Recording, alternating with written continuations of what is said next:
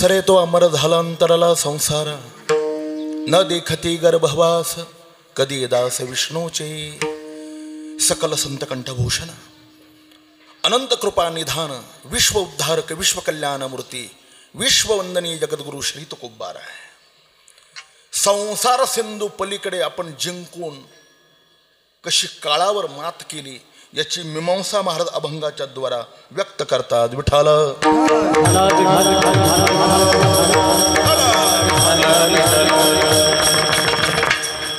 अनंत code ब्रह्मांड नायक, अकारण कारण करुणा वरुणालय, अखिल गुण निधान रुक्मिणी प्राण संजीवन जगदाधार, भक्तवत्सल भगवान श्री पंढरीनाथ. साधकांचे मायबाप, ज्ञानियांचे राजे, वैष्णवाग्रगणी, अखंड समाधी धन, विश्व माऊली ज्ञानोबारा आहे. श्रीमंत श्री जगद्गुरु श्री तुकोबारा आहे. आदी संतांच्या आशीर्वादाने पुनीत झालेली ही भूमी.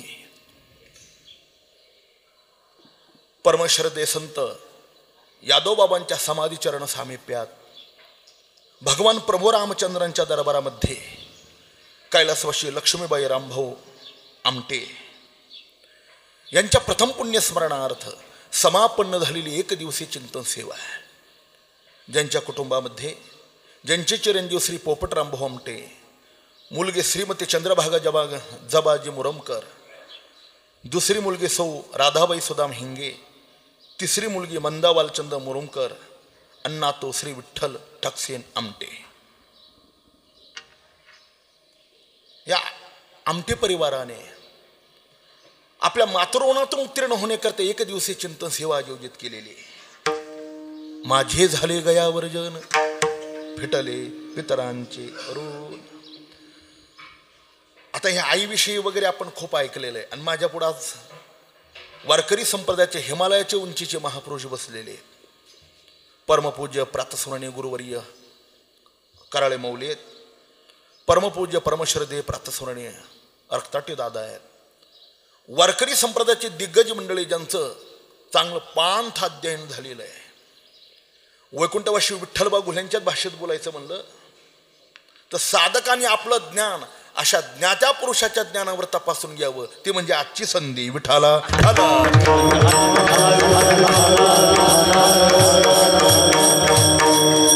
ही समस्त सभा साधू संतांची, महामुनी विरक्तांची, पंडित पाठक ज्ञानियांशी, या सकळांशी विनवणी. गुणवान कलावान सगळ्या क्षेत्रातील मान्यवर उपस्थित आहे. जाणं या मृत्यू लोकाचा नियम आणि निसर्गच आहे. एसपीचे प्रिन्सिपल मामासाहेब दांडेकरांचं विधान असे, मामा म्हणायचे, मृत्यू लोकामध्ये जन्माला आला आणि कायम तर इथं राहिला. असं जगाच्या अपवाद एकच उदाहरण संत सम्राट श्री ज्ञानेश्वर महाराज. कारण समाधी घेतली निर्वाण बाबा बाळचंदो, ते अजून आहेत, बाकी कोणालाच नाही. ते स्वतः सांगतात ज्ञानोबा आहे. देहाची या गावालिया, जन्म मृत्यूच्या सोहळ्या, ना म्हणू नये धनंजया जया परी. रामकृष्ण भाऊ इडशीकर गमतीने म्हणायचे, जीवनातल्या सगळ्या समस्येची उत्तर निश्चित आहे आणि एका प्रश्नाचं उत्तर निश्चित आहे. जन्माला आलेला हा मुलगा ग्रॅज्युएट होईल का असा प्रश्न जर मी त्या मुलाला विचारला तर उत्तर अनिश्चित आहे. कारण शिक्षकाची मुलं ढाब्यावर फिरताना दिसतात, शिकतच नाही. ग्रॅज्युएट झालेला मुलगा नोकरी मिळेल की नाही सांगता येत नाही. आज तीच परिस्थिती आहे. नोकरी मिळाली, मनासारखी बायको मिळेल की नाही आता मिळणंच मुश्किल आहे.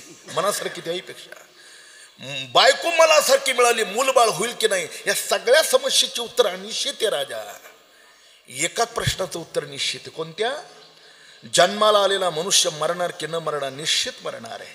जातशी ध्रुवार मृत्यूर ध्रुवम जन्म मृतश्च तस्मात् परिहार्यर्थे नत्वम शोचितो मराशी. एक सांगू, फार झालं तर मरण लांबवता येईल पण मरण टाळता येत नाही.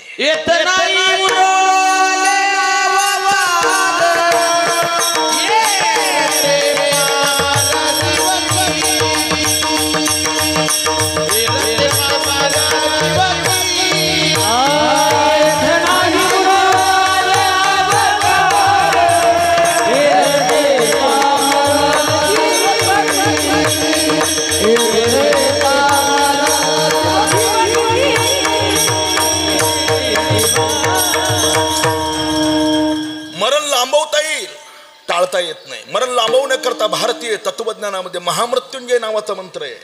ओम त्र्यंबकम यजामहे सुगंधिं पुष्टिवर्धनम उर्वारुकमेव बंधनान मृत्युर्मोक्षयमामृतान. या मंत्राला दशांश हवन, दशांश तर्पण आणि मंत्रामध्ये जेवढी अक्षर आहे त्याचा लक्ष जर पाठ केलं तर मंत्र सिद्ध होऊन आयुष्य वाढवून मिळतं. सरला बेटाच्या गंगागिरी महाराजांनी याच मंत्रावर आपलं गेलेलं आयुष्य पुन्हा मिळवलं. राजा आयुष्य वाढवून मिळतं. हो, नगर जिल्ह्याचा इतिहास आहे ना. नेवाशेला मेलेल्या सच्चिदानंद बाबांना ज्ञानोबांनी जिवंत केलं, त्यांच्या हातून ज्ञानेश्वरी लिहून घेतली, आयुष्य वाढवून दिलं, टाळलं नाही. आम्ही ज्या परंपरेचे सगळे अनुयायी आहोत ती स्वानंद सुखनिवासी गुरुनाम गुरु सद्गुरु जोग महाराजांची परंपरा आहे. जोग महाराज परंपरेमध्ये गुरुनाम गुरु बंकट स्वामी महाराज झाले. शुकाचार्य आईच्या पोटात 12 वर्ष राहिलेला इतिहास आहे. 100 वर्षाच्या इतिहासामध्ये बंकट स्वामी महाराज आपल्या आईच्या उदरामध्ये 18 महिने राहिले. देवा, 18 महिने. त्यांचं गाव निनगोर आहे, आपल्या सगळ्यांना माहिती आहे. तिथं भानुदास कासार नावाचा कासार वंशाचा एक मुलगा प्लेगच्या साथीने मेला. दर 100 वर्षांनी एक महामारी येते. आपण बघा, 1820 साली प्लेग आला, 1920 साली क्वालरा आला, बरोबर 2020 साली कोरोना आला. 100 वर्षाच्या टप्प्यावर एक महामारी, प्लेगची साथ आली, मुलगा मेला, खड्डा खाणून तयार झाला, गाव जमा झालं. पण आईने ते बाळ आपल्या उराला धरलेलं होतं, ती पुरायला देत नव्हती. ज्ञानोबांनी 2 ओव्या किती सुंदर दिल्यात महाराज. वैश्येची या शेवटी एकाची पुत्र वांधोटी, मग मोहाची त्रिपुटी नाचू लागली.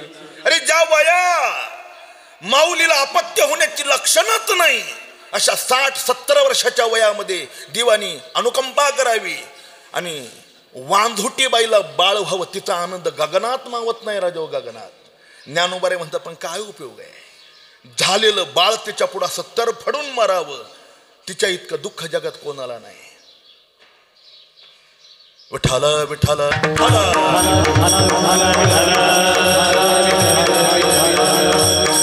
काळे नेता एकुलते एक होय का उदक तुटती में ना. तसं ते बाळ तिने छातीला लावलेलं होतं. छातीला मालकाला सांगितलं, जोपर्यंत बंकट स्वामी महाराज येणार नाहीत माझं बाळ त्यांच्या मांडीवर मी देत नाही शेवटच्या क्षणाला, तोपर्यंत माझ्या मुलाला पुरायचं नाही.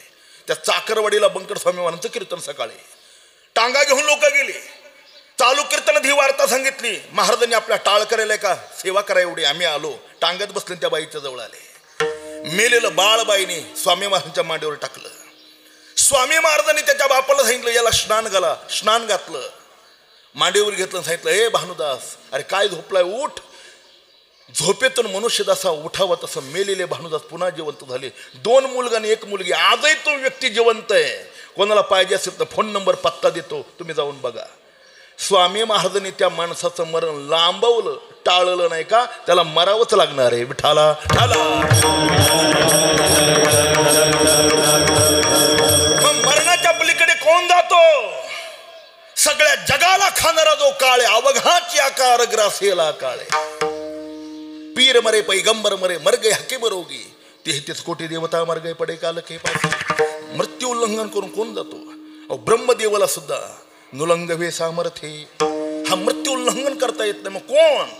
त्याच्याकरता गीतेमध्ये 2 श्लोक किती सुंदर आले. तेषाम अहम समुद्धरता मृत्यू संसार सागरात भवामी नचरात पार्थ मय्या वेशित चेतसा अनन्याश्चिंतयन्तो माम एक जना पर्युपासते तेषाम नित्याभियुक्तानां योगक्षेम वहाम्य. काय ज्ञानोबरांच्या ओव्यात महाराज.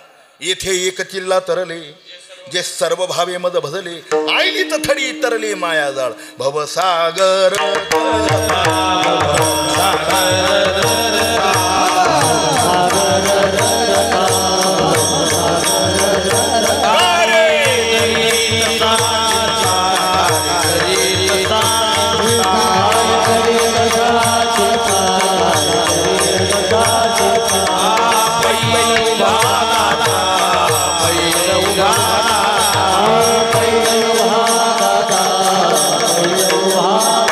Fatima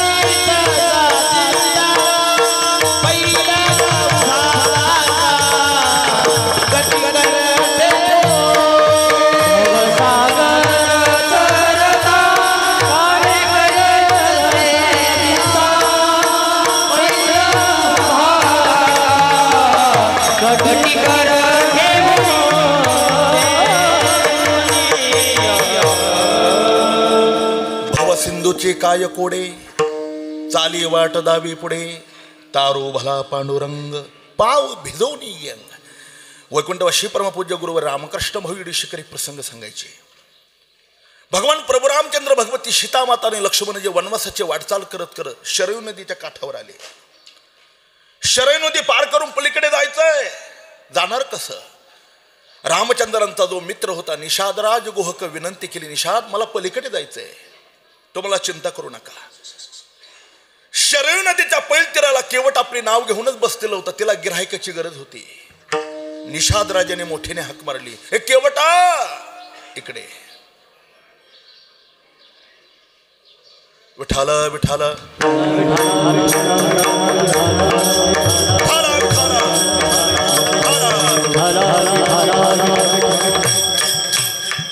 आहे तशीच पाठीमागे बसू दे, आता हलवू नका. बाईची जात म्हणजे मोळाची जात, ती एकदा उठली ना ती बुणबुणच करीत राहते महाराज. विठाला विठाला.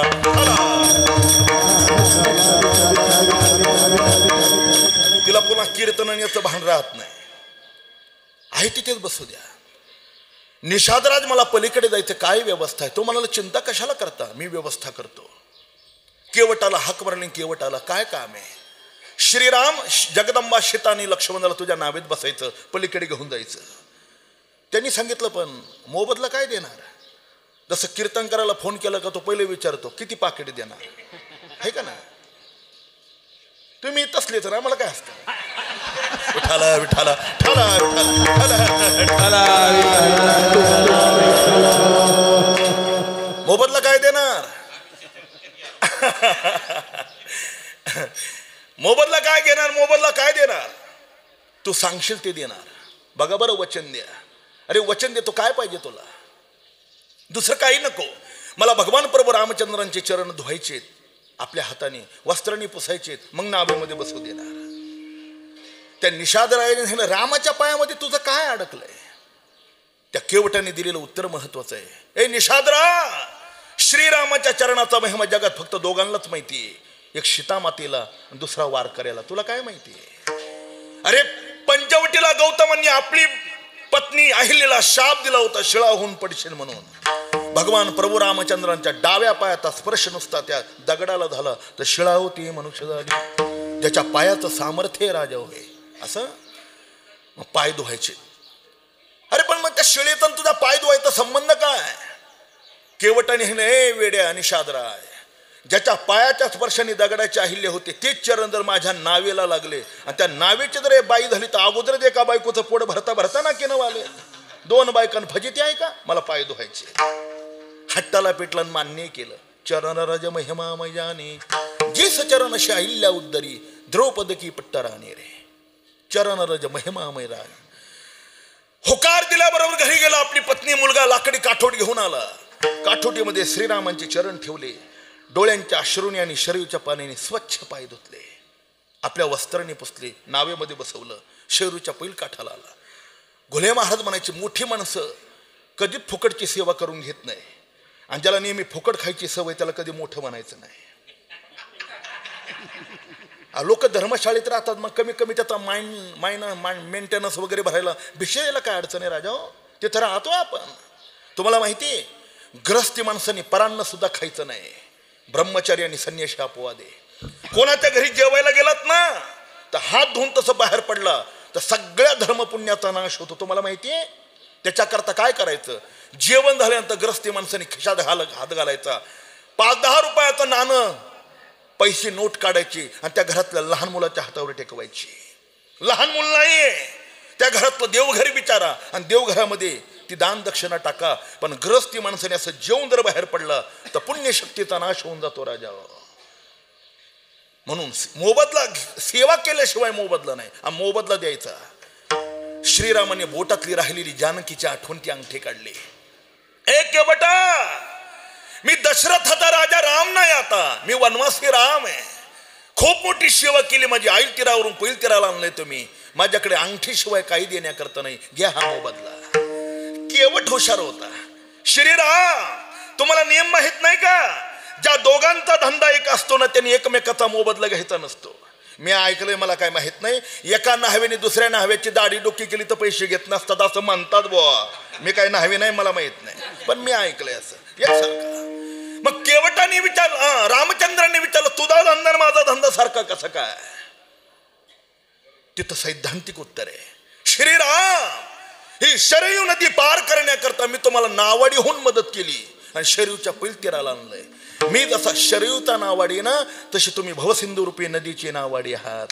आणि सांगड बांधारे बांधारे सांगड बांधारे सांगड बांधारे सांगड बांधारे रघुनाथ नामाची सांगड बांधारे सांगड बांधारे सांगड बांधा सांगड बांधा रघुनाथ नामाची सांगड बांधारे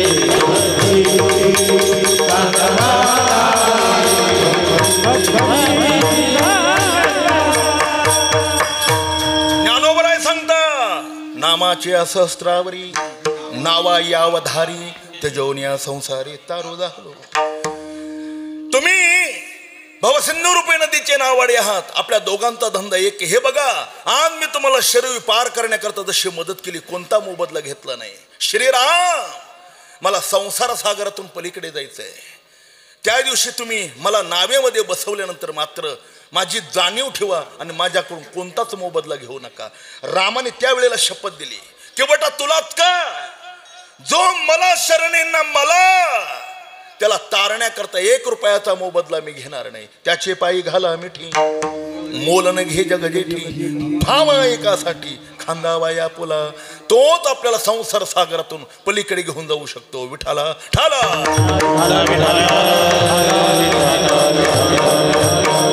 म्हणून शहाण्या माणसाने 2 गोष्टीला विसरायचं नाही. कोणत्या 2?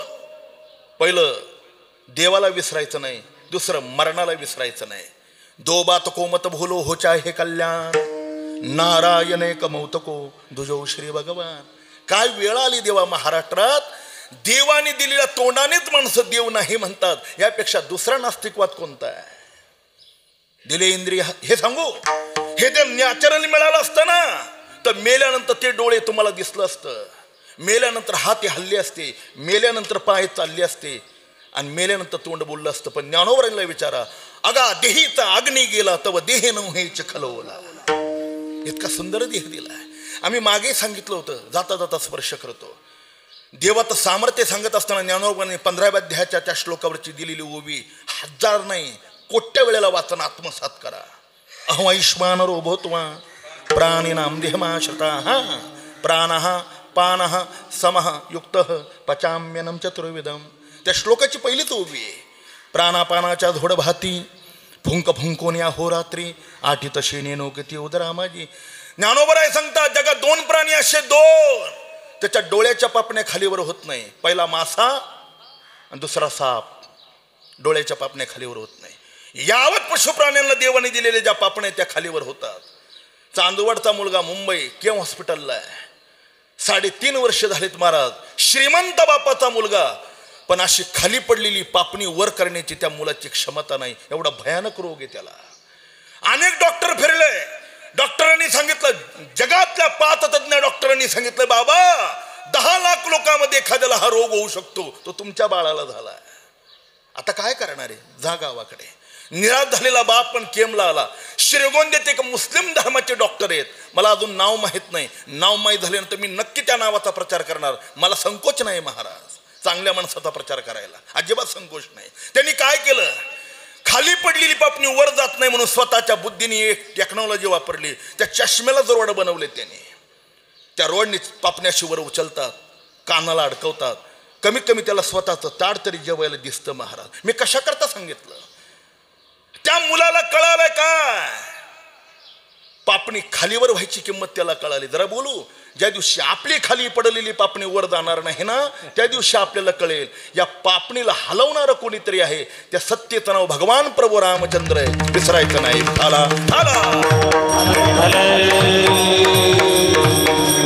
पैसा आणि सत्याच्या मर्यादा. आपल्या जगदारी डोळ्यापुढे उदाहरण आहे. टाटा गेले, अंबानी किती श्रीमंत आहे. त्याच्या श्रीमंतीचं माझ्यासारख्या फकडवारकऱ्याने काय वर्णन करावं राजा. पण त्याच्या मुलाचं वाढतं वेग आहे ना, जगातला कोणता डॉक्टर कमी करत नाही, कोणताच नाही. अरे अंबानीचा पैसा जर त्याच्या कामाला, त्याच्या मुलाच्या कामाला येत नाही, तर आपल्याजवळ आहेच किती. याचं भान असलं पाहिजे आणि ईश्वर तत्वाकडे आपलं जीवन समर्पित केलं पाहिजे. मग तिथे न चले काही, सत्ता संपदा राहिलं ठाईचे ठाई, पुढे संचत जाईल ग्वाई तुका म्हणे यमाज्ञा. म्हणून पहिलं देवाला विसरू नका. काय नाथांच्या ओव्यात मारा, पाव्या माझे रागज्ञान केले अति मधुर गायन, परे तो पाव्यात अनो हे गुण जाण कळा गात असे. पावा म्हणजे बासरी. ही बासरी जी गोड वाजते ना, हे हार्मोनियम जी गोड वाजते ना, ती तिथेच हात टाकत नाही. त्याच्यावर बोटं कोणाची फिरतात महाराज, मृदंगावर बोटं कोणाची फिरतात, त्याशिवाय ती वाजत नाही. तसं पावा म्हणजे बासरी जी गोड वाजते, ती तिथं सामर्थ्य नाही. त्याच्यामध्ये फुंकर कोण घालतो याच्यावर तो पावा वाजतोय. तसा हा शरीररूपी पावा आहे. डोळ्यातून, नाकातून, कानातून, तोंडातून जो वाजतो ना, याला फुंकर घालणारा तिथं बसलेला आहे बघा. तो ज्या दिवशी या पाव्यामध्ये फुंकर घालायची बंद करून टाकील, त्या दिवशी लोक यात सरपण म्हणूनच जाळून टाकतील महाराज. पूर्वी रडत होते, आता रडत सुद्धा नाहीत, नुसतेच मोबाईल खेळतात. विठाला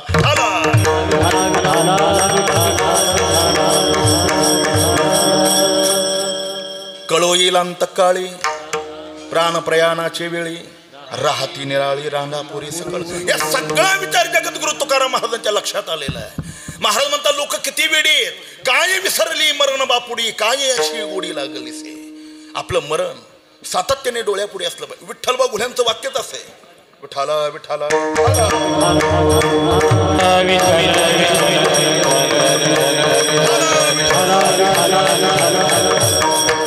विठ्ठल महाराज गुले सांगायचे, बो जगात तो शहाणा आहे कोण, जो डोळ्यापुढे मरण ठेवून जगतो ना, जगातला नंबर 1चा शहाणा आहे तो.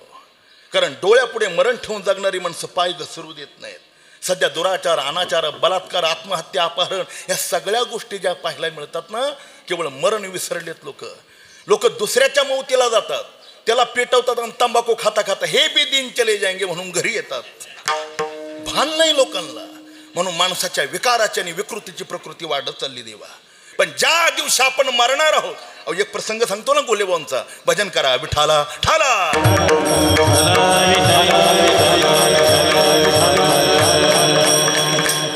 एक राजा अति कामांध होता. अति कामांध, अति सर्वत्र वर्जे. अति कामांध असल्यामुळे त्याचं पुरुषत्वच गेलं. अनेक प्रयत्न केले, काय केले, राजवैद्य केले, डॉक्टर केले, पण त्याचं गेलेलं पुरुषत्व येईना. निराश झाला. असं निर्लज्जपणाने जगण्यापेक्षा एकदाच मेलेलं बरं म्हणून आत्महत्या करण्याकरता निघाला. त्या गीतेतलं वाक्य बघा, संभावितश्य चाकरीतिर्मरणात् अतिरिच्यते. स्वाभिमानी माणसाला असं जगणं आवडत नाही. आता आपलं न बोललेलं बरं. बायकोनी चपलाने मारलं तर हे बी दिन चले जाएंगे, जाएंगे ना जाएंगे. पण स्वाभिमानी माणसाला या गोष्टी आवडत नाही. आणि नको हे आत्महत्या करायला निघाला. योग चांगला, ज्या रस्त्याने निघाला त्या साधूंचा आश्रम होता. धुनी पेटलेली होती आणि धुनी पुढे साधू ध्यानस्थ बसलेले होते. राजाने विचार केला, मरायचंय ना, पण कमी कमी साधूचं दर्शन घेऊ. जसं सच्चिदानंद ब्राह्मणाच्या पत्नीने विचार केला, सती तर जायचंय पण ज्ञानोबरांचं दर्शन तरी घेऊ, फायदा झाला का नाही. अरे साधूच्या दर्शनाने फायदा झाला नाही असं शक्यच नाही. हा, देवाच्या दर्शनाने काय सगळ्याचा फायदा झाला नाही. ते दुर्योधनाच्या जवळ देव होता, फायदा झाला नाही. पण वाल्ह्या कोळ्याला नारदांचा फायदा झाला. साधूची संगत झाली, फायदा झाला नाही असं कसं होईल. तो गेला दर्शनाकरता. साधूने त्याच्या चेहऱ्याकडे पाहिलं. राजा, अरे आत्महत्यासारखं पाप करतो का. अरे आतिथ्याही देता जीवनाही केव देवाशी. शास्त्र सांगतं नाही, छत्रपती शिवाजी महाराज सांगतात, तुम्हाला त्रास झाला तर सहन करा, सहन नाही करता आला तर संघर्ष करा, संघर्ष नाही करता आला तर स्थलांतर करा, पण आत्महत्येसारखं पाप करू नका देवा. ज्याने आत्महत्या केली ना, त्याच्या शरीराला असं गटाराच्या कडेला फेकून द्यायला सांगितलंय. पवित्र अग्नी त्याच्या देहाला देऊ नये, कारण अग्नी पवित्र आहे. म्हणून आतिथ्याही देता जीव नाही किंवा देवाशी, आणि तो आत्महत्या करतो. तो म्हणाला काय करू, माझं पुरुषत्व गेलंय. धुनेतला असं चिमडभर भस्म उचललं, एवढं खाऊन टाक तुझं काम होईल. राजाला जसं चिमडभर भस्म खाण्याकरता दिलं साधूने, त्या क्षणाला मूडभर भस्म उचललं त्या साधूने स्वतः खाऊन टाकलं. 2-4 दिवस झाले, राजाला कामशक्ती प्राप्त झाली, बेफाम झाला. मनात विचार करू लागला, एवढीशी राख मी तोंडात खाल्ली तर माझं गेलेलं पुरुषत्व आलं, मला फार वेड झालंय, शरीर संचरित होऊ लागले, आणि माझ्या पुढे त्या साधूने मूडभर खाल्लं, त्याचं कसं होत असेल. आता काय गरज आहे काही. मन चिंतित वैरी न चिंती महाराज. उठला आणि साधूकडे गेला आणि सांगितलं. साधूने विचारलं, का रे राजा, काम झालं नाही का. झालंय. मग कशाला आला. माझी शंका अशी आहे, त्या दिवशी चिमडभर भस्म तुमच्या हाताने मी खाल्लं तर मला काम संचरित झालं, बेफाम झालो मी, मला वेड्यासारखं होऊ लागलंय, आणि तुम्ही माझ्या समोर मुठभर खाल्लं, तुमचं कसं होत असेल हे विचारायला आलो. साधू हसले. या प्रश्नाचं उत्तर देईन पण जरा त्याला वेळ आहे. पण हे बघ, तुझ्या चेहऱ्यावर मला असं दिसतंय, येणाऱ्या 8व्या दिवशी दुपारी 3 वाजता तू मरणार आहे. अंगाला दरून घाम आला. काय विचारायला आलो, हे काय बोलतो होऊन बसला. मरण कोणाला आवडतं. अगा मर हा बोलून सहा ते ज्ञानोबराय सांगता. जगस्प्रियास्पद एक सारम भौमपद न मरणे निर्विवाद जगा पडे. रडायला लागला, लोळण घ्यायला लागला. महाराज काही करा पण मृत्यूच्या दुःखातून आणि भीतीतून मला मुक्त करा, मला मरायचं नाही. असं 8 दिवसात अवधी आहे. जेवढं चांगलं सत्कर्म करता येईल, दान धर्म परोपकार सेवा काय करायचं ते कर, 8 दिवसाच्या आत कर. राजवाड्यात आला महाराज, सगळं विसरला बघा. दान धर्म करू लागला, होता करता करता 8वा दिवस उजाडला. 10 वाजले, 12 वाजले, 2 वाजले, 3 वाजले, 6 वाजले नव्हे, रात्र झाली. रात्री 8 वाजले, मेला नाही. असा घोड्यावर बसला, पळतच आला. महाराज, आज दुपारी 3 वाजता तुम्ही माझं मरण सांगितलं होतं, तुमचं वाक्य चुकीचं झालं. महाराजांनी सांगितलं, माझं वाक्य होऊ दे चुकीचं, पण मी तुला विचारतो, या 8 दिवसात तुला काम शक्तीने किती त्रास दिला, काय झालं तुझं. तुम्हाला कसला काम आणि कसला फेम, डोळ्यापुढे नुसतं मरण मरण मरण मरण. साधू म्हणाले, वेड्या, 8 दिवसाचं मरण डोळ्यापुढं दिसायला लागलं तर कसा रस्त्याने चालायला लागला, पाय बदलू दिला नाही. अरे मी माझं मरण डोक्यावर टांगलेलं रात्रंदिवस बघतो, मग मूड भर का, पाठीवर जरी भस्म खाल्लं तरी मला काय होईल, म्हणून मरण डोळ्यापुढे ठेवा राजा. हेच तुकोबरांनी केलं. महाराजांना माहितीये, एक दिवस हा देह सोडावा लागतोय, पण या देहाने जे होतं ना, देवाचे होईल म्हणत ते होती, तरी का चित्ते न धरावे. तुका म्हणे एका मरणे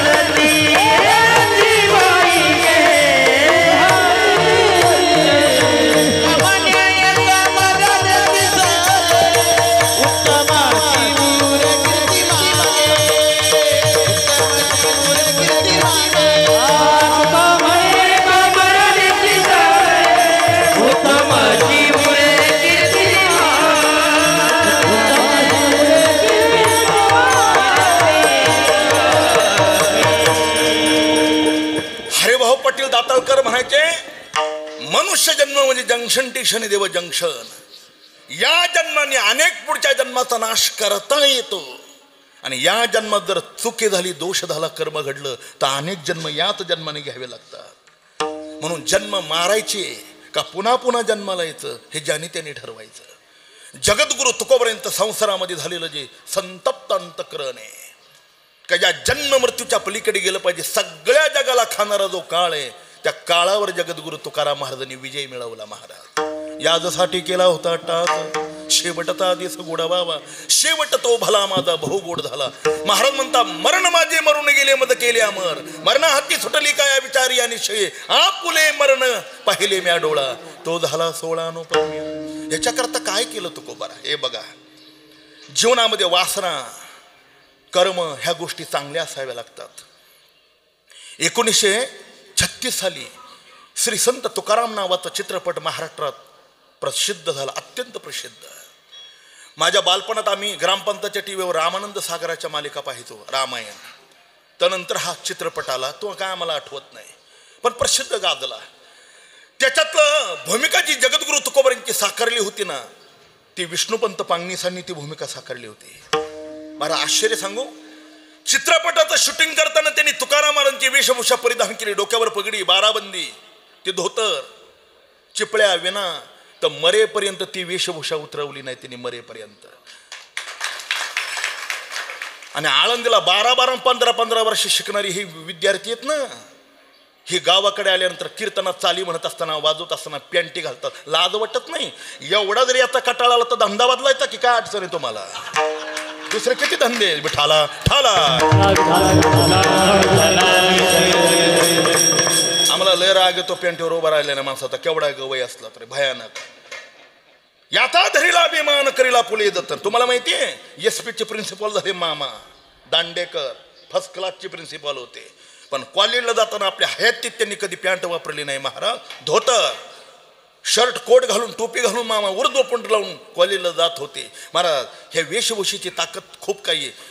जवळजवळ 25-26 वर्ष बसने प्रवास करणारा मी विद्यार्थी आहे. 70 वर्षाची म्हातारी जर आम्हाला पाहिलं ना, अशी उठायची, बाबा बसा की तशिटावर. आम्हाला किंमत नव्हती, या वेशभूषेची ताकद ते राजा हो. विठाला विठाला.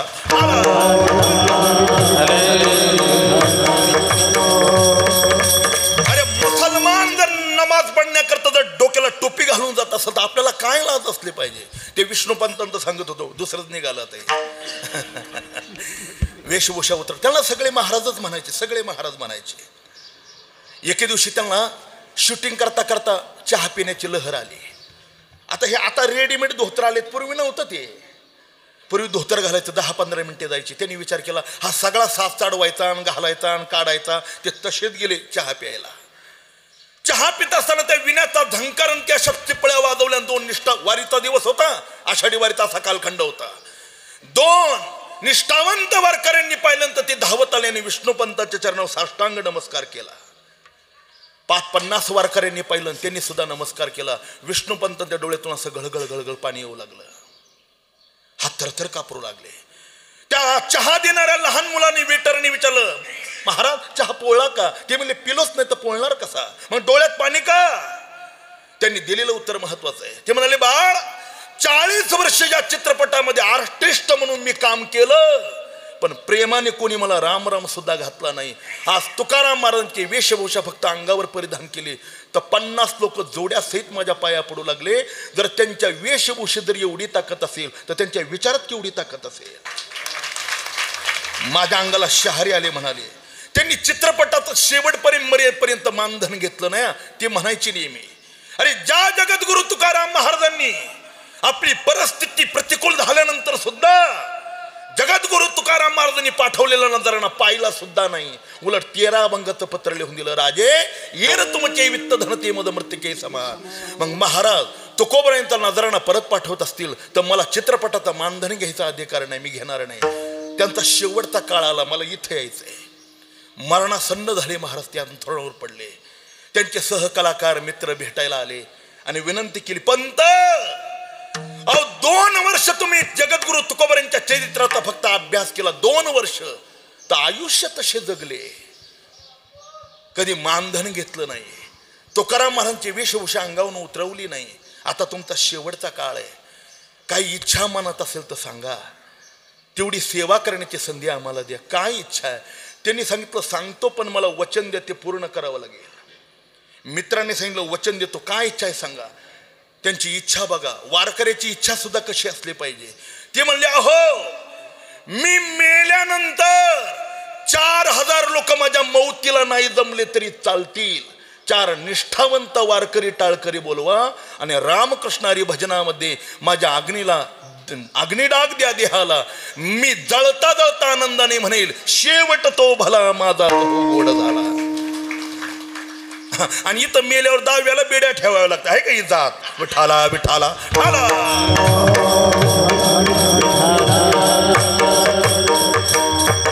अरे शुभकर्म निर्माण होण्याकरता सुद्धा आयुष्यभर अभ्यास करावा लागतो. अभ्यास तुम्हाला माहिती आहे. अंतकाळी हे प्रमाण म्हणायला गोड येतो. अंतकाळाच्या वेळेला देवाचं नामचिंतन तोंडाला येण्याकरता आयुष्यभर अभ्यास करावा लागतो. आयुष्यभर ऋषिकेश महाराजांना विचारा, महिनाभर जर रियाज जर नाही केला तर तो बोल पुन्हा हातात बसत नाही, तसा गोडवा निघत नाही. त्यांना बघा, त्यांनी आयुष्य खर्च केलंय. अरे जर रोज गायलं नाही ना तर पाहिजे तो स्वरकंठातून बाहेर पडत नाही. गाता गळण वाहता मला म्हणलं महाराजांनी 92-95 साली ज्ञानेश्वरी पाठ केली. जर पारायण नाही जर केला 8 दिवसाच्या तो ओवी लगेच पटकन ध्यानात येत नाही. जर हे सामान्य या गोष्टींकरता जर आयुष्याकरता रोज अभ्यास करावा लागतो तर मृत्यू समयाला देवाचं नामचिंतन येण्याकरता तोंडाला अभ्यास करावा लागणार नाही. यादसाठी हे काय दुसऱ्याचा 10व्याला नाही घ्यायचा अभंग. यादसाठी केला नव्हता आता. आणि मेला कुठं तर धर्मशाळेत बिड्या फुकून मिळाला. त्या ठेवणाऱ्याला अक्कल नाही, करणार तर अगदी गाढ हवे. विठाला ठाला.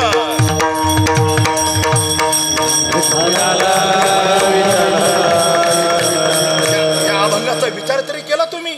यादसाठी केला होता टास कशा करता. शेवटचा दिसवड झाला. मग झाला का. प्रयाणकाली देवे येणे मान पाठविले.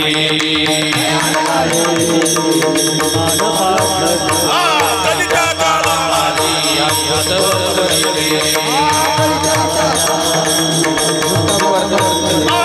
मानव देह घेऊन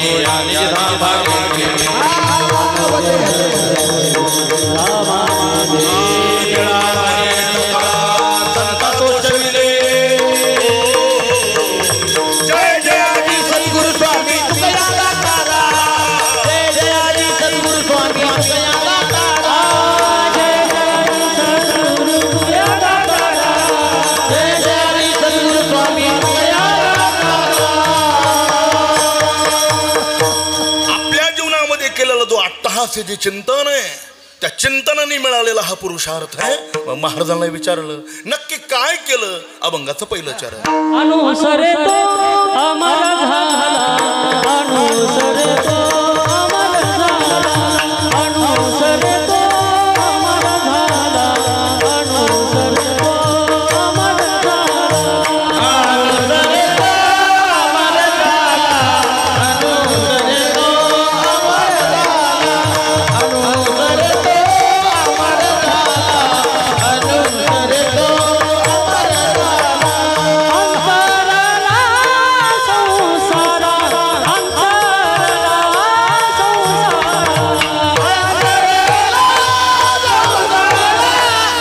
अंतरला संसारा. न देखती गर्भवास. न देखती गर्भवास. न देखती गर्भवास. न देखती गर्भवास.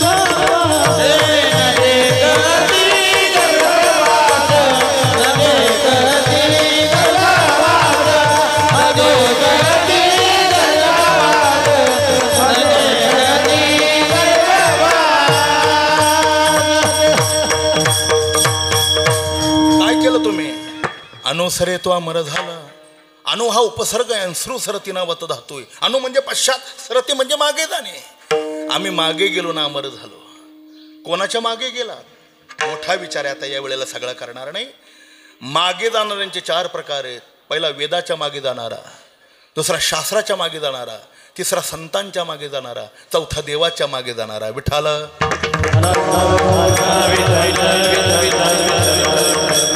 फक्त प्रमाण देत चालू. वेदमार्गे मुनी गेले त्याचे मार्गे चालेलो.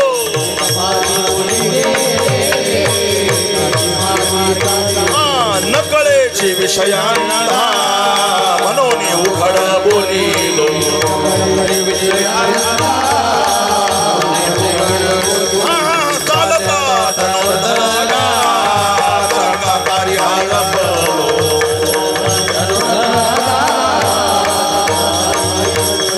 ज्ञान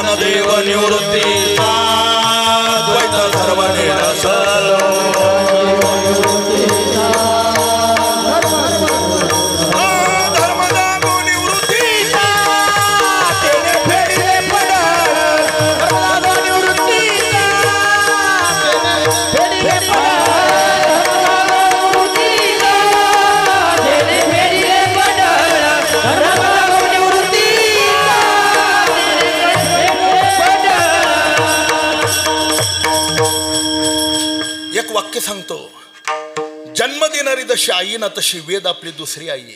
क्षमा मागून बोलतो, आईला आपल्या मुलाचं खरं कल्याण कळत नाही. तिची इच्छा आहे माझ्या बाळाचं कल्याण व्हावं, पण तिच्या कल्याणाचं स्वरूप वेगळं आहे. 2चे 4 व्हावे आणि वेल मांडवावर जावं. तो पडला तरी चालेल, पण तिथं हट्टच राहतो, वेल मांडवावरच गेला पाहिजे. हे सामान्य कल्याण आहे. म्हणून तर ज्ञानोबराय सांगता, अहितापासून काढीते हित देऊनी वाढविती नाही श्रुती परवती माऊली जगा. असत्य मावद वे सांगता खोटं बोलू नका. सत्य जोडे जरी फोकासाठी जोडे, सत्याने देव मिळतो. कलंबम्मा बक्षेत मांसाहार खाऊ नका. महाराज लक्षणं सांगितले वेदाने. ज्याच्या डोळ्याचे बुबळ गोल आहेत, ज्याची दात सोळ्यासारखी आहेत, जो प्राणी जिभेने पाणी पितो आणि जन्माला येताना डोळे झाकून जन्माला येतो, त्याने मांसाहार करावा. वाघ, सिंह, लांडगा, कुत्रा, कोल्हा यांच्या डोळ्याचे बुबळ गोल आहेत बघा, दात तीक्ष्ण सोळ्यासारखे. हे प्राणी जिभेने पाणी पितात आणि जन्माला येत असताना हे सगळे प्राणी डोळे झाकून जन्माला येतात. कोणाचं 5, कोणाचं 10, कोणाचं 22 दिवसाने डोळे उघडतात. म्हणून वाघ अन्ना वाचून मरे, मांसाहारच करी शाकाहार करणार नाही. देशी गाय बघा, देशी गायच्या डोळ्याचे बुबळ गोल नाहीत, दात तीक्ष्ण सोळ्यासारखे नाहीत. गाय जिभेने पाणी पिणारा प्राणी नाही, गाय ओठाने पाणी पिते. गायीचं वासरू जन्माला आल्यावर डोळे उघडे ठेवून पोटातून बाहेर पडलं का उड्या मारतं. म्हणून गाय अन्ना वाचून मरे, पण गाय गवतच खाईल, मांसाहार खात नाही. ही माणसाची जात कशात बसली हेच कळत नाही. डोळे आपले बुबळ गोल आहे नाही, दात तीक्ष्ण सोळ्यासारखे नाहीत. आपण जिभेने पाणी पिणारी माणसं नाहीत. जन्माला येताना आईला विचारा, कोणतंच बाळ डोळे झाकून जन्माला आलं नाही. अरे कोणत्याच लक्षणात बसत नाही, तर दुसऱ्याचा आहार सेवन करता कशाला? विठाला.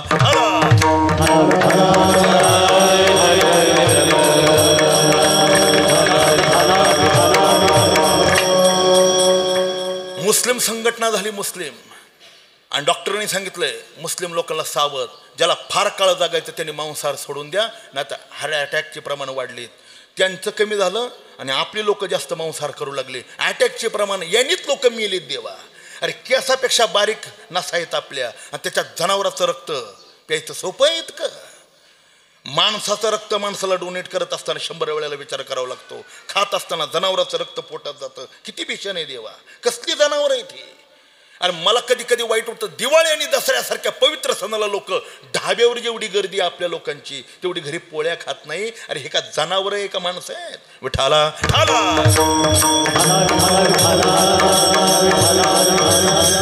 वेदाने सांगितलं तसं दादा, वेद मार्गे म्हणून गेले. शास्त्र आता सांगत बसत नाही. 6 शास्त्र ती सोडा, न्याय, वैशेषिक, सांख्य, पूर्वमीमांसा, उत्तरमीमांसा, ते बाकी तर सोडा. ज्ञानोबरांनी सांगितलं तेवढं जरी ऐकलं ना, आमचा मगाशी दादांचा आमचा विषय झाला, जायचा घे प्यार धातू तैसाची होय. ज्ञानोबराय सांगतात जशी बुद्धी होईल. महाराज आळंदीला 9 वर्षाच्या मुलाची ज्ञानेश्वरी कंठस्थते, 18,000 ओव्या. त्या आईने केवढी तपश्चर्या केली असेल, त्याचं खानपान कसं असेल याचा विचार केला. टाळूला घाम येईपर्यंत तिखट खाय तर हरिपाठ पाठ होत नाही. तेव्हा काकाची पेंडे होय, टाळूला घामे, कांदा खाय, लसूण खा, लिंबू खा, आणि हरिपाठच पाठ होत नाही, कसं होईल? 17व्या अध्यायात ते ज्ञानोबरायांचं पहा, अन्नाची शुचिर्भूतता कट्टवमला लावणं तीक्ष्ण तीक्ष्ण तीक्ष्ण विदारिणः. किती कसं अन्न खाल्लं पाहिजे अभ्यास करणाऱ्या माणसाने. महाराज आळंदीला या तुम्ही, आळंदीचं अन्न पहा. 100 लोकांची मधुकरी एकत्र असते, पण कांदा लसणाचा प्रकार त्याच्यात नसतो. अरे जेवत असताना अत्यंत सात्विकतेने जेवावं लागतं. काय लग्नात फेड आलंय महाराज, बोटक पायात तशीतन बुफे पद्धत. अरे मशीने काडबा खाल्ल्यासारखी लोक अन्न खातात. अन्न येते उदर भरण नो हे दानी जे यज्ञ कर्म. आपल्या आहार शुद्ध, सत्वशुद्धी. ज्ञानोबराय सांगतात, एखाद्या दुराचारी दूषित माणसाचं अन्न जर पोटात गेलं ना, तर ओकऱ्या करून काढून टाका देवा, ओकऱ्या. उपासनेच्या द्वारा ज्यांनी अंतकरणाची शुद्धी केलेली आणि तत्वमशी महावाक्याचा बोध मिळाल्यानंतर आवरणाचा नाश झाला, जगाचा बाध होतो, विश्वाचा लय होतो, आत्मस्वरूपापर्यंत गेलेली ही वृत्ती भगवत स्वरूपाकार झालेली, त्याला पुन्हा जन्माला यावं लागत नाही. त्याचाच अर्थ आहे न देखती गर्भवास. गर्भवास साधा विचार आहे. जन्माला कोणाला यावं लागतं? ज्याला मरावं लागतं त्याला जन्माला यावं लागतं. आणि मरावं कोणाला लागतं? ज्याला जन्माला यावं लागतं त्याला मरावं लागतं. ज्याला तत्वमशी महावाक्याचा बोध झालाय महाराज, त्याला जन्म मरणाची परंपरा नाही, तो जन्माला येऊ शकत नाही. विठ्ठल विठ्ठल तमेव विदित्वा ती मृत्युमोती नान्यम पंथा विद्यते अयनाय शास्त्र सांगतं. त्याला नाही. मुळात जन्माला येण्याची 3 कारणात विस्तार नको. आपण सगळे ज्ञाती आहात इथे. पहिलं कर्म, पहिली वासन, दुसरं कर्म, तिसरं पाप पुण्य. जन्म घेणे लागे वासनेच्या संगी, तेची झाले अंगे हरिरूप. प्रसंग सगळ्यांना माहिती. स्पर्श करून पुढे जातो. भारत हे नाव ज्या राजामुळे पडलं तो राजा भरत. समुद्रवलंकित राज्य त्याचे एकट्याच होतं. समग्र भारत देशात तो एक क्षत्रिय राजा होता. गुरु गोरक्षनाथ फिरता फिरता फिरता भारताकडे आले. राजा, अरे संसारी जरी सुख जोडे तरी का शिविती गिरीकडे. राज्य टाकून गेले थोडे. ते काय वेडे म्हणावे. अरे वेड्या, किती करायचं आता हे. त्यांनी त्यांना विचारलं. मी तुम्हाला विचारत होता किती वेळ करायचे. पोरांची धुणी कवर धुवायची. याच्यातून बाहेर पडलं पाहिजे की नाही. घोले महाराज सांगायचे, ज्या दिवशी आपल्या पायाची चप्पल आपल्या मुलाच्या पायाला आली ना, शहाणे आईबापाने आपल्या जबाबदारीच्या म्हणजे संसाराच्या चाव्या सोडायच्या आणि प्रामाणिकपणे मुलाच्या हातात द्यायच्या. शहाणा बाप आहे. आणि दुसरा असा मूर्ख बाप आहे, तो चाव्या देत नाही, त्याच्या कापून घ्याव्या लागतात. आता कधी घ्याव्या लागते मी सांगू का तुम्हाला. राजा दशरथांनी आयुष्यात एकदा आरसा पाहिला होता. मोठ्याचं काही इतिहास आहे तो. आपलं तर बाथरूमला आरसा आहे पण अजून काही इतिहासात नाव नोंदणी नाही. दशरथांनी एकदा आरसा पाहिला. कानामागचा एक केस पांढरा दिसला. ते मृत्यूचा संकेत आहे महाराज. आता अलीकडे कृत्रिम खाना आल्यामुळे बालपणातच मुलांची केस पिकू लागली. पण तो एक काळ असा होता. योग्य वेळेला योग्य गोष्टी करायच्या. योग्य वेळेला कानामागचा एक केस पांढरा दिसला आणि राजा दशरथांनी निर्णय घेतला, बस मी अयोध्या नगरी चालवण्याचा आता योग्य राहिलेलो नाही. माझ्या मुलाचा भगवान प्रभू रामचंद्रांचा राज्याभिषेक करायचा. जबाबदारी देऊन टाकायची. हे त्याला कळालं. आता पिकणं सोडा, टक्कल पडले तरी लोक संसार सोडायला तयार नाही. कसले लोक आहेत महाराज. एक सांगू, शहाणे आई बापाच होता ऐका. ज्याला आपलं आत्मकल्याण करायचं त्याने ऐका. 60-62 वर्षाच्या नंतर कोणत्या शहाण्या आई बापाने आपल्या मुलाच्या किंवा मुलीच्या प्रपंचात आता लक्ष द्यायचं नाही. काय करायचं. परिस्थिती चांगली असेल तर तीर्थयात्रा करा. परिस्थिती बरी नाही पण देवाने डोळ्यांनी कान चांगले दिले. गाथा, ज्ञानेश्वरी, भागवत, हरिपाठ या ग्रंथांचं अधिकाधिक हजारो पारायण करा. ज्याला डोळ्यांनी दिसत नाही ना, हातामध्ये माळ घ्या. भगवान प्रभू रामचंद्रांच्या दरबारात या नाही. घरी एकांतात बसा नाही. कुठेही झाडाखाली बसा.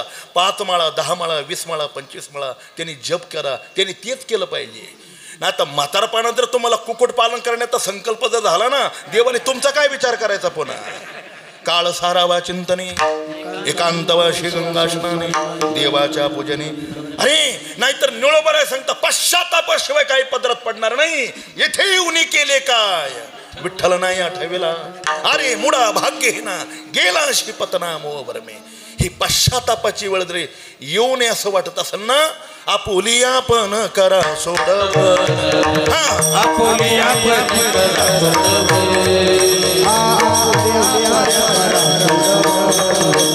आपुली आपण संसार बंधन तोडावे. संसार बंधन तोडावे. आपुली आपण करा. आपुली आपण करा सोडव. संसार बंधन तोडावे. संसार बंधन तोडावे. आपुली आपण करा सोडव. हो आपुली आपण करा सोडव.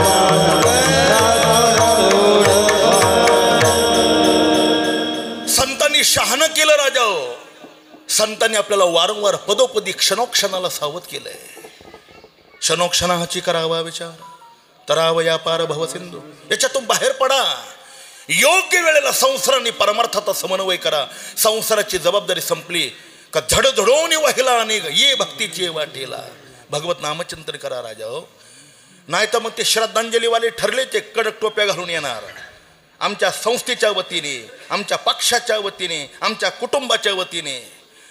त्याला विचारा पुण्याचं बँक बॅलन्स आहे का तुझ्याकडे. तुझं बुड कुठं टेकलंय. तू कधी दान धर्म केला का. कधी उष्ट्या हाताने कावळा हाणला का तू कधी. तुम्हाला माहिती आहे संकल्प आशीर्वाद आणि श्रद्धांजली देण्याकरता पुण्याचं बँक बॅलन्स असावं लागतं. अशी कोरडी श्रद्धांजली दिली, कोरडा आशीर्वाद दिला आणि कोरडा संकल्प जर केला ना तर डुकराचा जन्म घेऊन आयुष्यभर त्या तोंडाने विष टाकावी लागते. द्या ना श्रद्धांजली, आमच्या काय बापात द्या. आणि हा डुकरं, बरीच पुढारी डुकरं झाली असतील, पांढरी डुकरं. दुसरं काय आयुष्यात काही चांगलंच केलं नाही विठाला ठाला.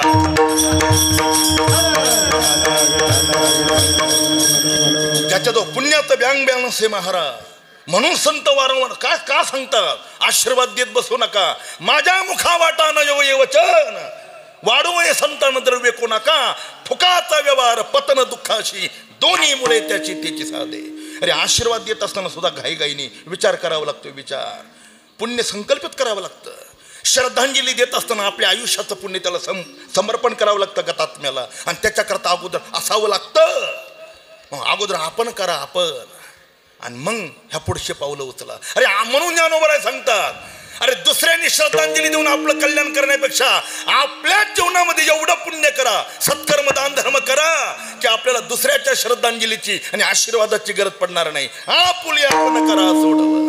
आपल्या साधनेने, आपल्याच भगवत चिंतनाने, आपल्याच दान धर्माने आपलं कल्याण झालं पाहिजे. विठाला ठाला.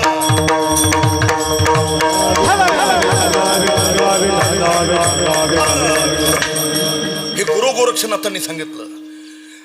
महाराज पेटणाऱ्या वस्तूंमध्ये 3 प्रकार आहेत: कापुराच्या जातीचा, शेणाच्या जातीचा आणि गौरीच्या जातीचा.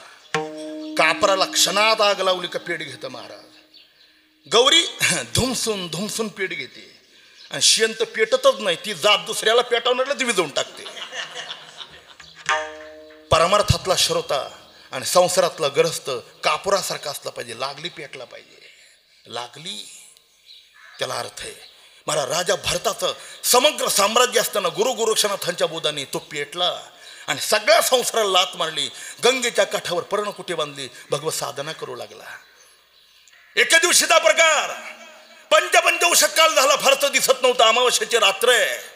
राजा भरत गंगेच्या स्नानाकरता गेला. गंगा स्नान झालं. भगवान सूर्यनारायणाला सकाळी अर्घ्यदान केलं. आणि अर्घ्यदान करत असताना प्रकार असा, एक गरोदर हरणी पाणी पिण्याकरता तहानलेली गंगेवर आली. पाणी पिता पिता समोर वाघाने पाहिलं, अशी गर्जना केली. व्याघ्र गर्जना ऐकल्यावर हरणी घाबरली आणि छलांग मारल्याबरोबर पोटातला गर्भच पाण्यात पडला. हरणी निघून गेली. बराच वेळ भरताने वाट पाहिली, पण तिची आई आली नाही. त्या पाडसाला घेतलं, आपल्या वस्त्रांनी पुसलं, पर्णकुटीवर आणलं. हे बघा, पशु प्राण्यावर प्रेम केलंच पाहिजे. भूतदया गायी पशुचे पालन. पण फाजील प्रेम करायचं नाही. फाजील म्हणजे हे सकाळी कुत्रे फिरायला घेऊन जातात ना, हा फाजील प्रेमाचा प्रकार आहे. त्या कुत्र्याला काय फिरायला घेऊन जायचं महाराज? त्याचा स्वभाव आहे फिरणं, त्याला काय फिरायची गरज आहे? फाजील प्रेम करायचं नाही महाराज. इथं हात धोका झाला. हरणाचं पाडस आहे, कळप हरणाचा आहे. 2-4 वेळेला कळपाला सोडून द्यायला पाहिजे होतं भारताने, ते केलं नाही. कशा करता आला तेच विसरला. लोकांचं असंच होतं, दिंडीला जातात मोबाईल बरोबर घेऊन, तिकडं पंचपती चालू झाले का हॅलो लगेच बायकोशी बोलतात, भजन जातं निघून. ही फजिती होती ना. दिंडीला कशा करता चालू विसरून गेले आणि संसाराच्या गप्पा मारता मारता 18-20 दिवस निघून जातात. त्याचा त्या काकड्याचे कधी भेटत होत नाही. निस्तच वारीला चालू. ही फजिती भारताची झाली महाराज. अरे भारत देशाचा राजा आहे तो भारत, आणि देवाच्या प्राप्तीकरता गंगेच्या काठावर पर्णकुटी बांधून राहिला. आणि हरणावर एवढं प्रेम केलं, लळा लागला महाराज. कोणत्याही वस्तूचा लळा लागला ना, ते तुटणं सगळ्यात अवघड आहे. तुम्ही म्हातारी माणसं पाय, एकदा जर लळा लागला ना म्हाताऱ्या माणसाला, एखाद्या माणसाचा, त्याला झोपे सुद्धा तो माणूस आठवतो. लळा वाईट आहे महाराज. त्याला प्रेम, त्याला मोह, त्याला आसक्ती, त्याला माया म्हणतात महाराज. त्या राजाला इतका लळा लागला त्या हरणाचा, हरण हरिण हरिण हरिण हरिणच करू लागला. आणि त्या हरणाच्या सेवेकरता महाराज नामचिंतन कमी होऊ लागलं, ध्यानधारणा कमी झाली, जपमाळ कमी झाल्या. अहो धोंडा महाराज म्हणायची, असा परोपकार काय कामाचा का जो आपल्या परमार्थामध्ये विघ्न आणीन. हा परोपकार कामाचा नाही राजाओ, हा दान धर्म कामाचा नाही. म्हणून तर बळीला सांगत होते शुक्राचार्य, बळी हा विष्णू आहे, तुला मारण्याकरता आलेला आहे, सावध हो सावध हो सावध हो. तेच सांगितलं भरताला महाराज. भरताला फार सावधानतेने पाठवलं होतं. हरणाचा लळा लागला, अर्धांग वायू झाला भरताला, अर्धांग वायू. मरणासन्न अवस्थेत पडला. हरणाचा कळप आला आणि ते हरणाचं पाडस निघून गेलं. कळपात राहणारं हरिणे ते हरणातच गेलं. माझं हरीण, माझं हरीण, माझं हरीण करता करता प्राणोत्क्रमण झालं. अंते हे मती सागते. अंतकाळाच्या वेळेला हरणाचा मोह निर्माण झाला. जड भरत राजा हरणी गर्भा गेला. आता मला सांगा, भारतासारखा पुण्यवान राजा जर हरणावर प्रेम केलं तर हरणाच्या जन्माला जाऊ शकतो, तर कुत्री पाळणारे कुत्र्याच्या जन्माला जाणार नाही होय? याच्याकरता काय वेगळं शास्त्र आहे काय? विठाला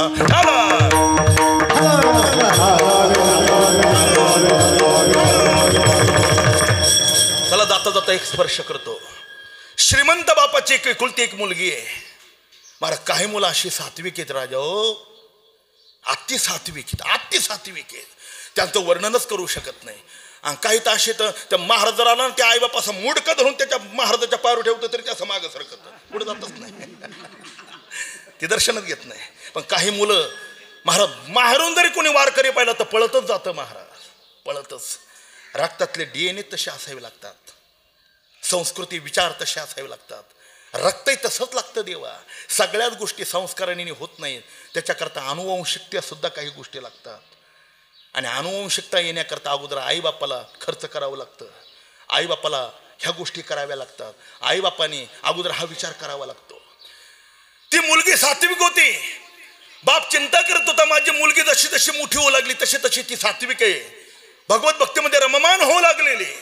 शेवटी त्या मुलीने सांगितलं, बाबा लग्न झालं जर कुटुंब व्यवस्थित मिळालं नाही तर परमार्थ राहील की. एक काम करा, लग्नाच्या अगोदर कुठेतरी साधूंच्या सानिध्यात मला ठेवा, मला परमार्थ थोडा करायचा आहे. जन्म मृत्यू जरा व्याधी दुःख दोषानुदर्शनम, याच्या बाहेर जायचंय. बापही सात्विक होता. या विठाला विठाला ठाला. कोयाळला तास कुंभमेळा भरलाय देवा. इकडे तिकडे साधू साधू आहे. हो माझं परमभाग्य आज आपणा भाविकांच्या दर्शनाचा, साधूंच्या दर्शनाचा मला आलेला योग. त्या मुलीला राहण्याची व्यवस्था केली, खाण्यापिण्याची व्यवस्था केली. त्या मुलीचा परमार्थ चालू झाला. बराच काळ गेला आणि एके दिवशी ती मुलगीच आजारी पडली. आता पूर्वी डॉक्टर नव्हते, राजवैद्य होते. त्या आश्रमातल्या साधूंनी आपल्या या मुलीला झालं काय पाहण्याकरता राजवैद्याला बोलवलं. आणि त्या राजवैद्याने नाडी परीक्षण करण्याकरता हातात हात घेतला. महाराज आजही मांजर सुंब्याला बंकट स्वामी महाराजांच्या गावी 95 वर्षाचा विनायक गुरुजी नावाचे एक म्हातारे राजवैद्य, खानदानी जातीवंत राजवैद्य. महाराज आता पाहतात का काय मला माहीत नाही, पण मी 97-98ला येडशी संस्थानला होतो ना, त्यावेळेला मी त्यांना जवळून पाहिलंय, फार जवळून. एकदा नेकनूरच्या मांजर सोंब्याच्या मुसलमानाने त्यांची परीक्षा पाहावी म्हणून सगळ्या गावाला बोलून घेतलं. असं आपण विनायक गुरुजींची परीक्षा पाहू, खरंच नाडी तज्ज्ञ आहेत की नाही. जात्यंत जन्मताच अंध होते विनायक गुरुजी. आणि सगळ्या लोकांना समोर आणलं, गप्पा बसा म्हणणे, असं बोटावर हात ठेवलं. आणि ती मुस्लिम बांधव विनायक गुरुजींना बोलू लागलं, गुरुजी माझी बेगम आजारी आहे, तिला काय झालं हे तुम्ही बघायचं, पण ऐका आम्ही मुसलमान असल्यामुळे आम्ही आमच्या स्त्रियांचा हात परपुरुषाच्या हातात देत नाही, तुम्ही नाडी परीक्षण कसं कराल?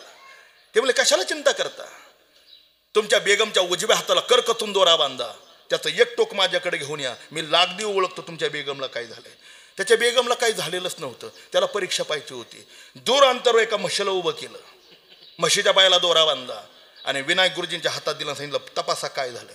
अहो हातात दोरा आल्याबरोबर कळालं ही माणसाची नाडी नाही पशुची नाडी आहे. असा उन्हाचा अंदाज घेतला तर डोक्यावरून ओळाला तो, म्हणजे 12. ते म्हणलं हे बघा तुमच्या बेगमला काहीच झालं नाही, बादलीभर पाणी पाजा, 2 कडब्याच्या पेंड्या टाका, बेगम अगदी ठणठणीत होईल.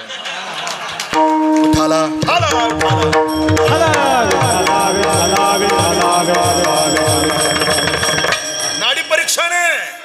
तसं त्या साधूला नाडी परीक्षण करण्याकरता बोलवलं. त्या मुलीला आयुष्यात कधी पुरुषाचा स्पर्श झाला नाही. देवा काय योग आणि काय प्रारब्ध बघा.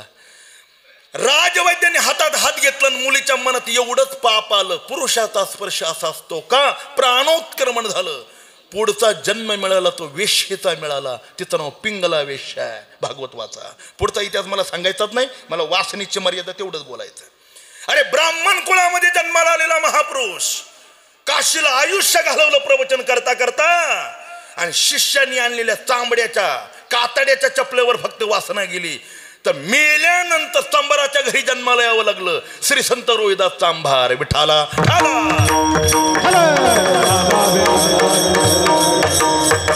वासनेचा संग होयंत काळी तरी तपोबळी जन्म घेणे. वासना आहे पुढं कर्म. अगा कर्मी जे उरावे ते तई सुख दुःखी फळावे तया ते भोग. केले कर्म झाले ती भोगाले.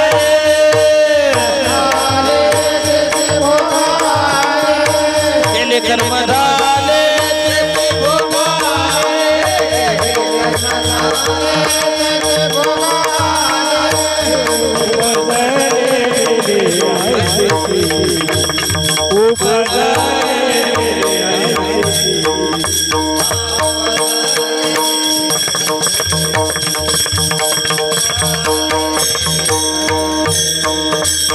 कर्म झाले त्याचे भोगा. कर्म झाले त्याचे भोगा. उपजले मेरे आये किती. उपजले मेरे आये किती. आये किती. उपजले मेरे आये किती. कर्माचा सिद्धांत आहे देवा. कर्म फळ दिल्याशिवाय राहत नाही. कर्म फळ मिळतच. एक सांगू, वैकुंठवासी परमपूज्य गुरुवारी हरिभाऊ महाराज पाटील सांगायचे, काही कर्माचं त्वरित फळ मिळतं, काही कर्माचं कालांतराने फळ मिळतं आणि काही कर्माचं जन्मांतराने फळ मिळतं, पण मिळतंच. आपल्याला भीष्मांचा इतिहास माहिती आहे. बालपणी एक सरडा बाणाच्या टोकाने उचलून काठीच्या कुंपणावर जर टाकला तर 6 पळ तिथं राहिला, खाली पडला, मेला. त्या 6 पळाचं व्यास 6 महिने भोगावं लागलं. मग भीष्मांनी लहान असताना एक सरडा उचलून टाकलं तर त्यांना 6 महिने ते फळ भोगावं लागलं. 100 वेळेला विचार करून कुक्कुट पालन करणाऱ्याला किती पाप भोगावं लागलं, याचा कधी विचार केला? ऋणवैर हत्या हेतो न चुके नाही देता. ह्या पापाचं काय? कर्मे श्रीराम वनवासा गेला, कर्मे दशरथ वियोगे मेला, कर्मे श्रीराम क्षयो पावला, वियोग घडला सीतादेवी. त्या पर्येसा गवारा सागर, कर्मे निर्वंश झाले सगर. ज्ञानोबरांचा अभंग पाहून घ्या. सगळ्यांचा धाडा ज्ञानोबरांनी तिथं दिला. सगळ्यांना कर्म भोगावं लागतं आणि शेवट पापपुण्य. पापपुण्यामुळे माणसाला जन्माला यावं लागतं. पण तुकोबराय सांगतात, पहिली वासना. वासना निमाली समूळ ज्यांची, ब्रह्मरस गोडी तयाशी फावली. वासना निमाली समूळ कर्म भिद्यते हृदय ग्रंथी, छद्यंते सर्व संशया, शेंते जास्य कर्माने तस्मिन दृष्टे परावरे. संचित निघून गेलं, प्रारब्ध भोगून संपवलं, क्रियामान होऊच दिलं नाही. आता कर्माचा काय प्रश्न आहे? कर्म नाही म्हणून जन्म मरण नाही, वासना नाही म्हणून जन्म मरण नाही. आणि पाप पुण्य तो का म्हणे आम्ही भगवाग्नी रूप लागून दी पाप पुण्यांग म्हणून न देखती गर्भवास कधी दास विष्णूची. भगवत भक्ताला कोण पाहे तयाकडे, वीर विठ्ठलाची गाडे अशुभ तया पुढे शुभ होनी ठाके. जन्मानी मरणाची एर त्यातही सरली एरधार, झाला सफल व्यापार. तुका म्हणे झाला वघा व्यापार, आली एरधार फळाशी. तुका म्हणे श्रम केला अवघाला फळाशी. आता जन्म मरण का होतो कोबरा? तुमच्या जीवनामध्ये अशी अवस्था का प्राप्त झाली? असं तुम्ही काय केलं? कोणी तुम्हाला सहकार्य केलं हे करण्याकरता? अभंगात 3रं चरण. विसंबेना माता बाळा, विसंबेना माता बाळा.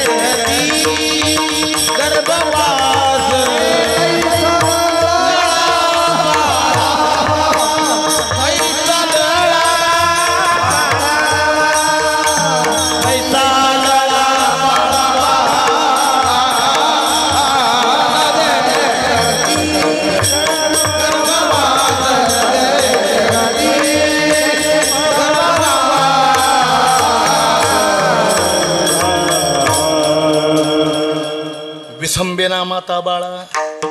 आई जशी आपल्या बाळावर आपल्या प्राणापेक्षा अधिक प्रेम करते. दुःख आलं तर स्वतः घेते, आणि मुलाकरता केवळ सुखच ठेवते. तुका म्हणे वत्स धेनोवीच्या चित्ती तैशे मध्ये ती सांभाळीत तसा भगवाने तैसा लळा पाळावा. देवाने आईस सामान्य आई जर आपल्या मुला करता एवढं करत असेल तर भगवान विठो माऊली विश्वाची माता आहे. माता दाता पितामह विठ्ठल बाप माये चुलता विठ्ठली भगिनी आणि भ्राता विठ्ठले विन ताड नाही गोता तुका म्हणे आता नाही दुसरे. स्पर्श करून जातो विस्तार नको. संत श्रेष्ठ मीराबाईंना बालपणात भगवंताच्या भगवत भक्तीचा छंद लागला. 10 वर्षाच्या मीराबाई झाल्या. पायामध्ये चाळ बांधायची, हातात एक तारा घ्यायचा आणि कृष्ण मंदिरामध्ये नाचून भजन करायचं. मला देवाचं रहस्यच कळालं नाही महाराज. म्हणजे मीराबाई त्यावेळेला मंदिरात पायात चाळ बांधून नाचत होत्या, भगवत भजन करत होत्या, तरी लोकांना आवडलं नाही. आणि आता आपल्या मुली दुसऱ्याच्या वरातीत नाचतात तरी आई बापाला आवडतात. हे कसलं रहस्य आहे? किती वाईट आहे महाराज. चांगल्या शहाण्या बाया दुसऱ्याच्या नवरदेव परण्या निघायला लागल्यानंतर नाचतात. आपण नाचावा. अरे जिथे नाना कुलवदी लपवी या पुली अंग ज्ञानोबराय सांगता.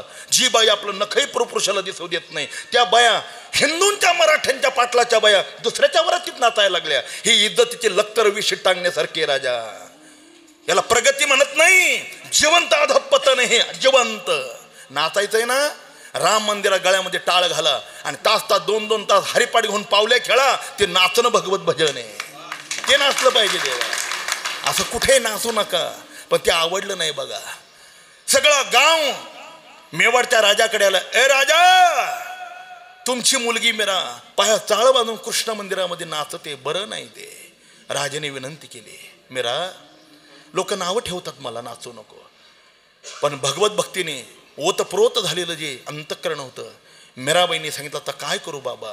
चित्तवेद येले नंदाच्या नंदाने तुका म्हणे गरुड तुझे. मी नाही नाचले तरी नाचवणारा तोय ना मला. मी काय करू आता. नाचोंगी नाचोंगी नाचोंगी. नाईला झाला बापाला. हातामध्ये विषाचा प्याला घेतला. विष का प्याला राजाजीने भेजा. विषाचा प्याला होता तो.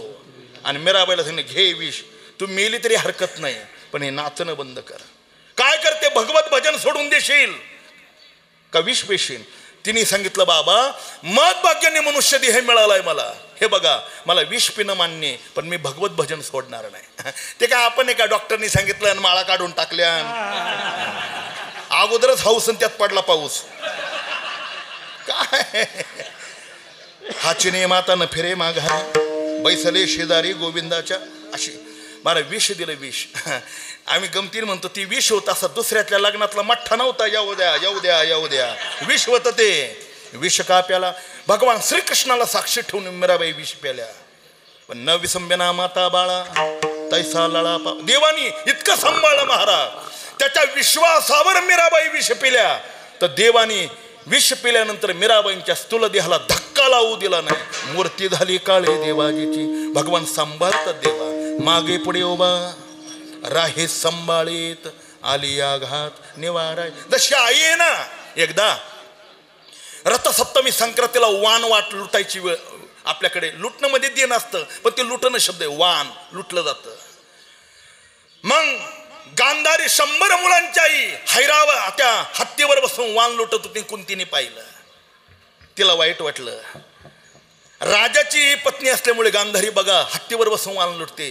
तिचं मन थोडंसं नैराश्ययुक्त झालं आणि ते भीमाने पाहिलं. आई निराश काय, मलाही वान लुटायचंय. असं हत्तीवर. भीमाने सांगितलंय सामान्य हत्तीचा काय विचार करते. तुझ्या करता 5 मुलं आहेत तुझी. मी इंद्राचा ऐरावत तुला आणतो. त्या ऐरावतावर बस आणि वान लुट हस्तिनापुरामध्ये. अर्जुनाला सांगितलं बाणाची शिडी तयार करा. आता अशक्य काय.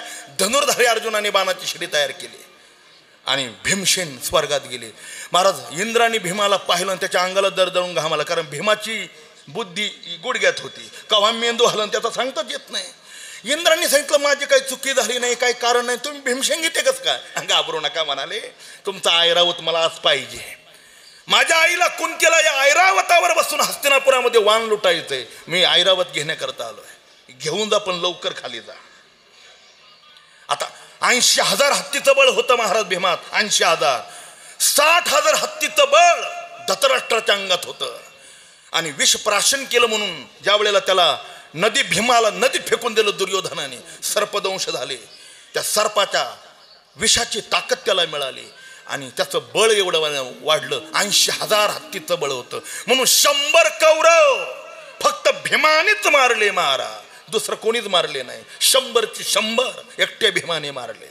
असली पोलादासारखी ताकद होती त्याची. त्याने त्या ऐरावताला पाहिलं आणि असं 4ही पाय हातात धरले, खांद्यावर टाकलं.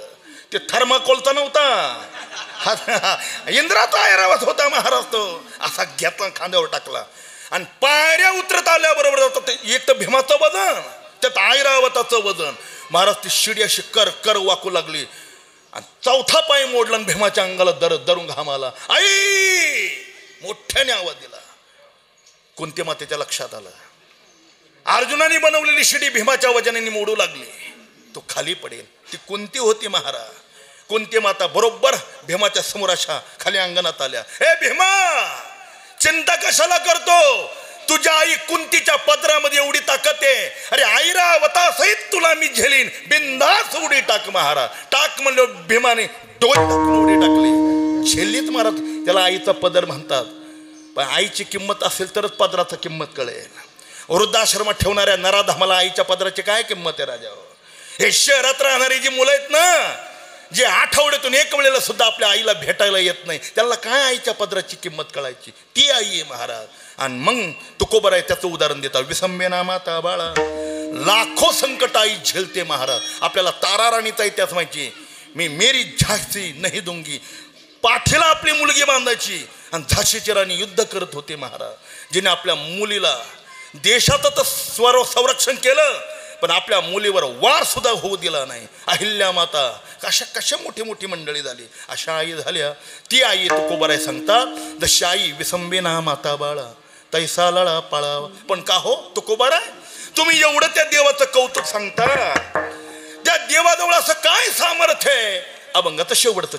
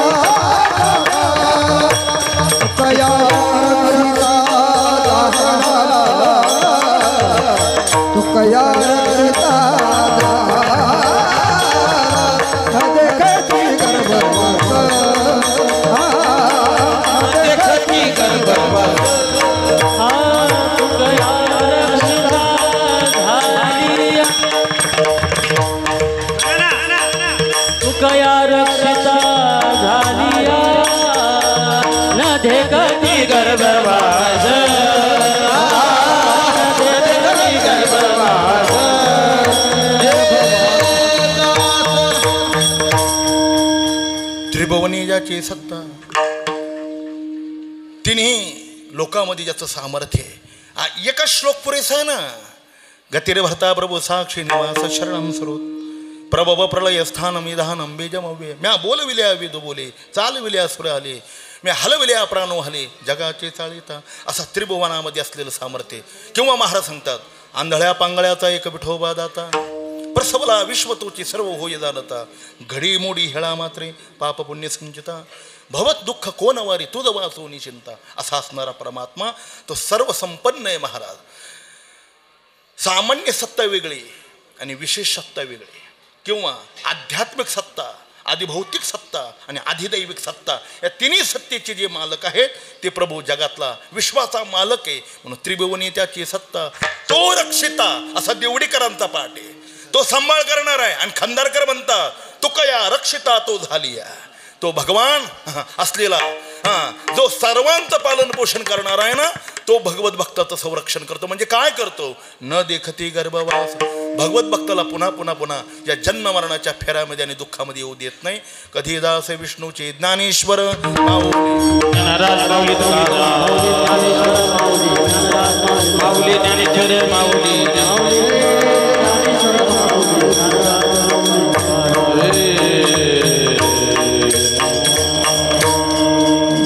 अनुसरेत्वा मर झाला अंतरला संसारा न देखती गर्भवास कधी दास विष्णूशे.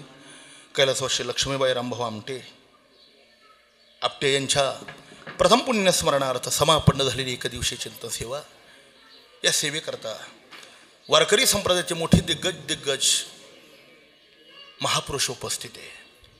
माऊलीदादा आहेत, रक्ताटे आहेत, महाराज आहेत, आणखी महाराज मंडळी आलेले आहेत. आता सगळ्यांचा परिचय माझा नाही, मी ओळखतो पण नावं मला माहीत नाही, मला आपण क्षमा कराल.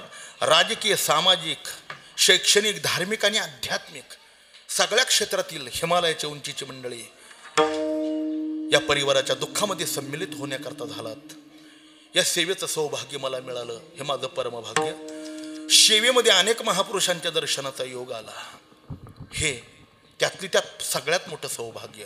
भगवान प्रभू रामचंद्रांच्या दरबारात श्री संत यादवबाबांच्या समाधी चरण सामिप्यात या ठिकाणी उत्सव करत असताना एक दिवशी चिंतन सेवेत आणि जगद्गुरु तुकोबारायांच्या अभंगाचा विचार करत असताना सगळा विचार मी माझ्या अल्पबुद्धीने काय करणार आहे. जो विचार मला थोडासा भावला, गुरु परंपरेने स्वानंद सुखनिवासी गुरुनाम गुरु सद्गुरु जोग महाराजांच्या वारकरी शिक्षण संस्थेत 4 वर्षाचं अध्ययन करण्याचं जे परमभाग्य लाभलं, आले या कपाळा थोडे भाऊ. जे योग्य आहे ते जोग महाराज वारकरी शिक्षण संस्थेचं आहे. काही शब्द माझ्या मुखातून आजागळ गेले असतील, तो माझ्या वाणीचा दोष आहे. मातृपितृ अंतकरणाने आपण मला क्षमा कराल अशी सद्भावना व्यतीत करतो. आणि पुन्हा श्रोतृवृंदाला मी पाया पडून विनंती करतो, जी ज्ञानेश्वरी समग्र जगाची आई आहे ती अहिल्यानगर जिल्ह्यात जन्माला आली, म्हणून पाया पडून विनंती का दिवसभरात आपल्याला नाही वेळ मिळाला तरी चालेल, संध्याकाळी काम करून घरी आलात ना, अगोदर पोटभर जेवण करा आणि विश्रांती करायच्या अगोदर 2 पाय 2 हात स्वच्छ धुवा आणि अंथरुणावर ज्ञानेश्वरी घ्या. फक्त एक व ज्ञानेश्वरीचे वाचा, एक अभंग गाथ्याचा वाचा. नाही जमलं तर जग ज्ञानोबारांचा हरिपाठ डोळ्यापुढे घ्या, पाठ असलं तरी डोळ्यापुढे घ्या आणि ती हरिपाठाची अक्षर आपल्या डोळ्यांनी पाहत पाहत म्हणा, ती अक्षरे येणं होती देखा, ती अमृत संजीवनी, ती अक्षर तुमच्यावर कृपा करतील आणि तुमच्या अंतःकरणामध्ये भगवंताच्या दर्शनाची योग्यता आणि भूमिका प्राप्त करून देतील. त्या अक्षरांना विसंबू नका. फुकडी वेळ जातो महाराज, रात्र 2-2 वाजेपर्यंत मोबाईल खेळणारी माणसं आहेत, पण 1 मिनिट ज्ञानेश्वरीला देऊ शकत नाही. अरे ज्याला वाचता येत नाही त्याने हातामध्ये माळ घ्यायची आणि झोपायच्या अगोदर 1 माळ 2 माळ 5 माळा अशा जपायच्या आणि मग झोपायचं. महाराज संतांनी फार अट्टहासाने ज्ञानेश्वरी लिहिली. याची पुनरावृत्ती नको, मी इथे सांगितलं. ज्ञानेश्वरीतलं सामर्थ्य, त्याच्यातलं तत्वज्ञान आणि त्याच्यातलं सायन्स, सगळ्या गोष्टी त्याच्यात आल्या. ज्ञानेश्वरीसारखं मामासाहेब दांडेकर म्हणायचे, ज्ञानोबर आहे पुन्हा जन्माला आले जरी ठरवलं ना आता अशी ज्ञानेश्वरी लिहायची तरी जमणार नाही. आता बस एकदाच ती ज्ञानेश्वरी झाली. म्हणून त्या ज्ञानेश्वरीची सेवा करा, त्याशिवाय जीवनाला समाधान नाही. ज्या सुखाकरता सर्वस्वी वेत आपण करतो ते सुख प्राप्त होण्याचं सामर्थ्य आणि साधना म्हणजे ज्ञानेश्वरी गाथा आणि हरिपाठ आहे. म्हणून झालेली चिंतन सेवा अलंकापूर निवासी साधकांचे मायबाप, ज्ञानियांचे राजे वैष्णवा अग्रगणी, अखंड समाधी धन विश्वमाऊली ज्ञानोबराय, जगद्गुरु श्री तुकोबराय, भगवान प्रभू रामचंद्र, यादव बाबा आणि समस्त वारकरी आणि संप्रदायाच्या दिग्गज आणि अधिकार संपन्न महापुरुषांच्या चरणारविंदी मी समर्पण करतो.